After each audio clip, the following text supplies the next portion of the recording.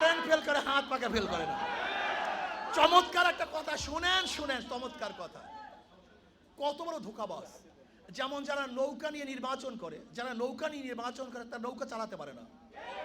নৌকা কিন্তু গরিবের প্রতীক, গরিবরা চালায়। যারা ধানের শেষে নির্বাচন করে তারা কিন্তু ধান কাটতে পারে না।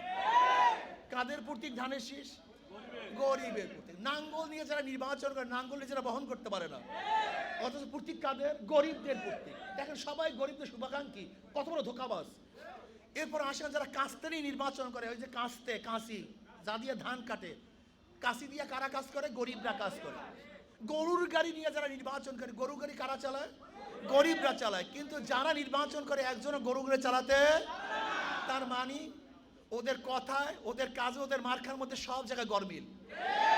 কোনো জায়গায় সবই ধোঁকাবাজি। ওদের বক্তব্য ধোঁকাবাজি, ওদের মার্কার মধ্যে ধোঁকাবাজি। ইসলামী আন্দোলন বাংলাদেশ হাত পাখা নির্বাচন করে। যারা নির্বাচন করে তারাও চালাতে পারে, যারা করে তারাও চালাতে পারে।